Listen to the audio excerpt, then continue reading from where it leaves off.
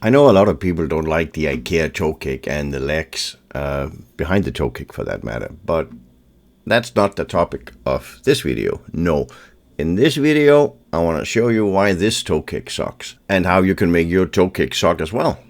So let's get started. So in this kitchen, the client had one of those dustpan vacuum connections sitting in the Toekick in the old kitchen. So obviously they wanted to have that again. And that is indeed possible. The first thing I do is measure the length of the Toekick and cut it to the correct length. When the Toekick has been cut to length, I measure where the connection for the central rack is sitting under the cabinet, so I'm sure to locate that dustpan in the right position.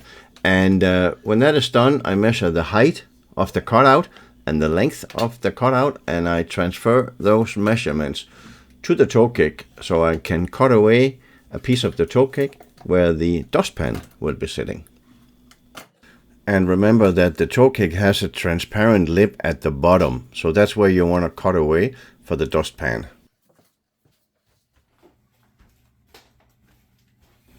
So here it is, the Toekick, and I have cut a bit of the material away to accommodate the dustpan.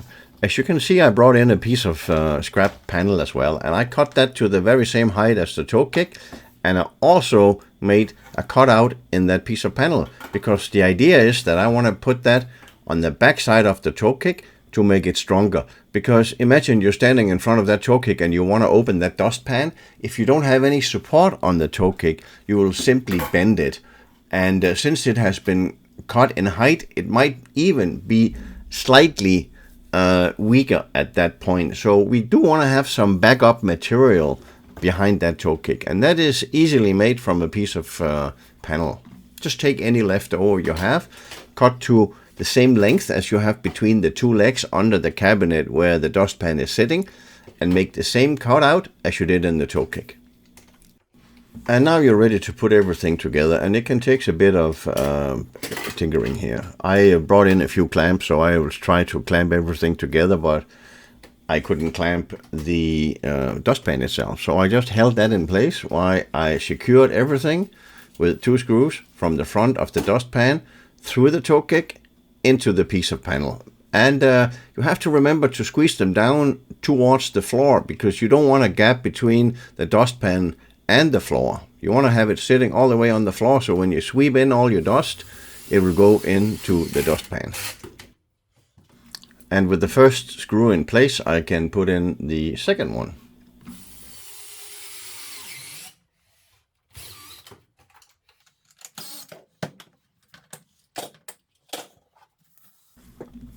With everything screwed tightly together, I'm ready to connect the wires from the central rack. This is an existing setup, so all the wires and the piping to the central rack has been established already. So I just have to connect it. And now, before I put on the hose for the or the pipe for the vacuum, I will just add those clips to the Toekick so it can be pushed on towards the legs under the cabinet, because it's easier to put those clips on when the Toekick is lying flat on the floor. So I do that first, lift up the Toekick, connect that piece of pipe to the dustpan, and push the Toekick into place. Oh yeah, I cannot forget to put on that end piece of plastic onto the Toekick, because it's an open end. So there we have it, it's all in place, and I can test to see if it actually works.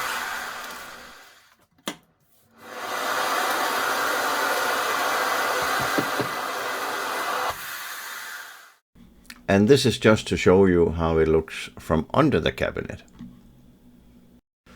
I hope you enjoyed this video, and if you did, I hope you will give it a like, and I also hope you will consider subscribing to my channel. Thank you so much.